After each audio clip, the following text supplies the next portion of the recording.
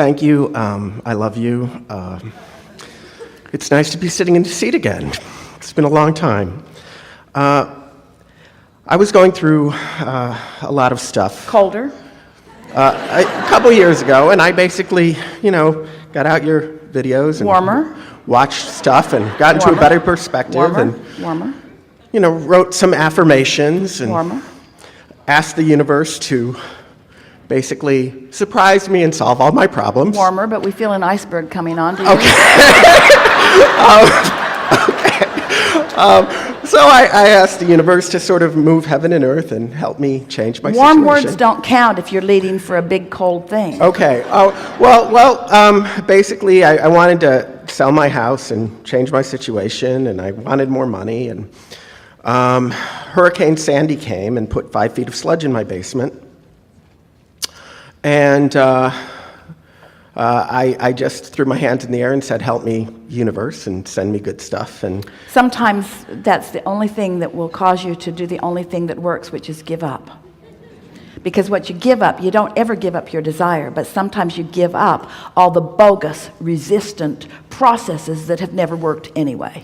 so I came home then, and there was a little notice on my door, have cash buyer for your house, call us if interested. And I was like, normally I would throw something like that away, but I said to myself, well, I've heard that there's this hedge fund buying properties, and I'll call, and it was, and they gave me a great price on the house, and it was like the universe,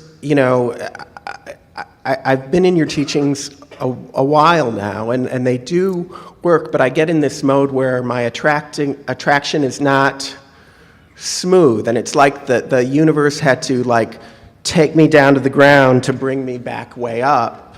Well, it isn't that you're being taken down. It's that sometimes you put so much resistance in your path that an avalanche is necessary. In other words, it's the resistance that you're putting there. In other words, in other words, it's like, so you're exploring the contrast, and you know what you don't want, which means you know what you do want. But you don't think about what you do want, you think about what you don't want, which causes you to know more clearly what you do want, but you don't think about what you do want, you think about what you don't want, which causes you to launch another rocket, so there gets a wider gap between where you're hanging around and what you desire. Well, when your desire is really, really strong and your resistance is really, really in place, a strong desire will continue to summon the energy, but it doesn't look like a smooth path. Does that make sense to you? Because when you really, we're going to make a statement that you're going to want to argue with, and then we're going to tell you why it's still a good statement. When you have powerful desire, that desire can summon around big wads of resistance. Little desire, resistance will stop it. Big desire, resistance doesn't stop it, but it's a rough ride. It's a rough ride. So when you decide, when you accept that you've filled your vortex full of things that you want, and even though they're not yet manifested, they still exist, and you decide to chill out, to stop working so hard, to stop being so introspective and so hard on yourself, and not being so blameful of government agencies or somebody you're living with, or we're not being exactly personal to you, but sort of, kind of. And so then, as you soften the things that you're day-to-day beating the drum of, so that you're thinking more about the music, as our friend was doing, things that feel good to you, then this big asking can be answered in easy ways. A few years ago, Jerry and Esther bought a property in Del Mar, and they have an ocean view. But there was a large Torrey pine tree down the hill that was blocking a good part of their view and other people's too. The Torrey pine trees were brought over from someplace, and they're not supposed to be watered. They're wild trees. They're not meant for neighborhoods, but there are a lot of them in neighborhoods.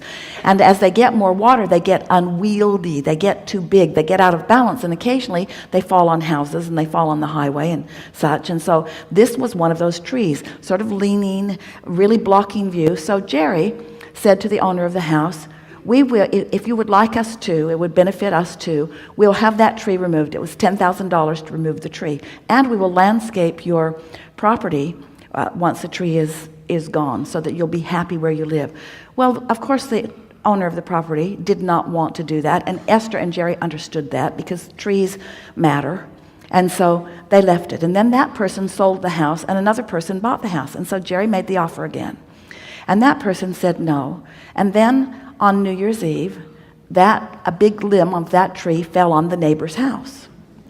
And so they called and said, "Is your offer still good?" And Jerry said, yes.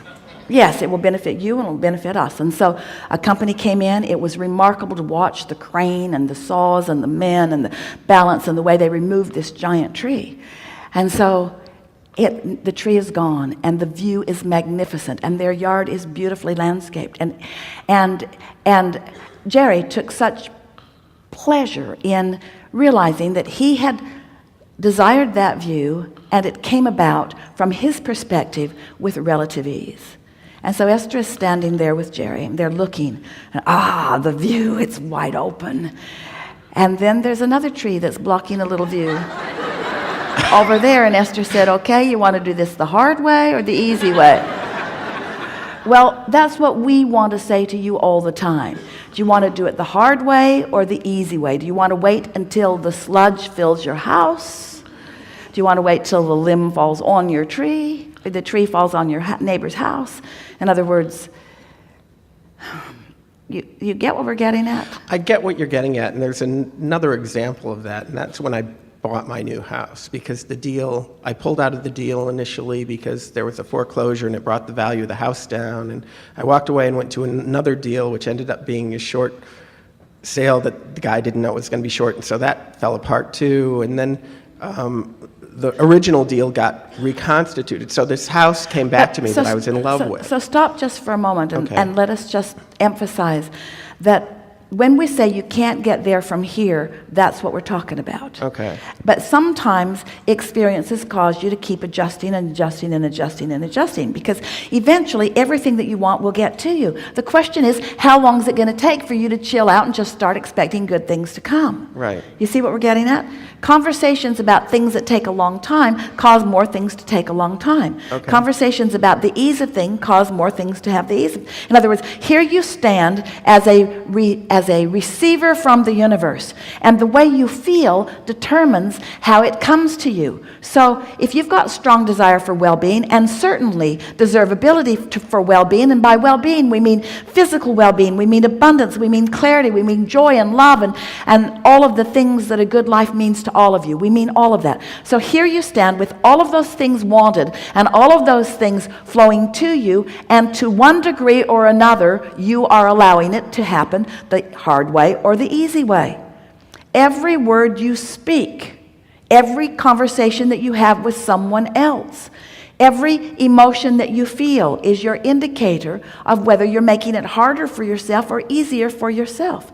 And we think that what happens to you is because you've been approaching your life through action, where it feels to you like if you're gonna get that table someplace, then you're gonna get hold of it and you're gonna move it, and it's gonna take a certain amount of strength to move it, and that's the way you think things are happening, through your focus and through your action. And we want you to understand that while that moves tables from place to place, that's not what makes this universe work. What makes this universe work are these rivers and streams of energy flowing. And when you get in the flow of these strong streams, then all kinds of things work to your benefit, and otherwise they do not. So if we were standing in your physical shoes, we would go to bed at night acknowledging that tomorrow's a new day, and the next day we would get up and we would be determined to hold ourselves in as good a feeling place as we could. And when we would find ourselves on a run of appreciation, we would follow it all the way out. In other words, our singular intention would be to find a way of approaching any subject in the world in a way that feels good while we are doing it. So at what point then, I've set my intention, I'm moving forward. It's in the vortex. It's in the vortex. Wait, let's say that different. I've set my intentions. It's in the vortex. It's moving forward because law of attraction says that it must. At what point do I get the signal, if there is a signal, to take the inspired action? At the point that you're not all wadded up in it. You see, that's the thing that we want you to understand. At the point that you stop trying so hard. Okay. Jerry used to he asked us this question so many times because he was helping people financially. And first they'd lose the boat, and then they'd lose the car, and then they'd lose the other car, and then they'd lose the house, and they'd go all the way to the bottom, and then things would bounce back and turn around for them. He saw it over and over and over again, and he said, why do they have to go all the way to the bottom before things turn around? Why couldn't they just lose the boat and it would turn around? Why couldn't they just lose the boat in the first car and it would turn around? Why do they have to go all the way to the bottom before it turns around? And we said, because it isn't until it goes all the way down that most people give up the battle, that they just finally say, all right, I give up, I let go. It's a letting go. It's a letting go of the belief that you're making it happen through your actions, and it's an accepting that you are deserving of it. We think it's because of the comparison that you make with each other, and you're wanting to prove your own worthiness by discounting theirs. And every time you discount somebody else's worthiness, you diminish your own. You've got to be a well-wisher for them too, you see. When you're in this competitive spirit where you're trying to outdo somebody else, in your pushing against them, you're actually pushing against you. So there's this just sort of letting go of all of it. What it really is an acceptance. That's why Esther just wanted to put her arms around that baby and around everyone that she knows, to say, you are good. Good is coming to you. You deserve the good that is coming. Give up the battle. Give up the struggle. Give up the competitiveness. Give it all up and accept the goodness that is in your vortex. Let it flow into your experience by loving that tree, by loving that toad, by loving that lizard, by finding something simple that doesn't get you all wadded up. Okay. It's like rewiring yourself. So in other words, whatever I want, whatever my intention is, I should just put it out there and not get hung up on details or... Well, you see, it's easier than that. Yeah. You don't have to put your intentions out there. They just go out there. Okay. Okay. There's no putting them out there. They're out there. If you live in a house with not enough closets, more closet goes in your next house. In other words, it's just the way that it works. Your intentions... So the way to speed up a manifestation is to just get rid of all resistance. The way to speed up manifestation is to slow down resistance. Okay. To get the resistance out of the way. Okay. But when you try to get resistance out of the way, you make it more. When you say, I'm going to get rid of that, now your attention's on it and it's getting bigger even as you speak. So how do you cause something to stop increasing in your vibration? How do you stop it from increasing? I think about something else or change my... Isn't that just brilliant? That's the only thing that ever works. You take your attention from it, because this is a universe based on inclusion. There's no exclusion. You can't say no. You go, you come, and you go. Because what you actually say, you that I want, come to me, and you that I don't want, go away. They both come. Okay. Because attention is attraction. So you have to cease the attention. So how do you stop thinking about something? By thinking about something else, or by going to sleep. Or by meditating. You can quiet your mind when you meditate. But we don't want you to spend your time meditating. And we really don't want you to spend your time not thinking. But if what you're thinking doesn't cause you to feel good, then you've got to find some way to break the evil cycle, so to speak. It's not evil, we're playing with you.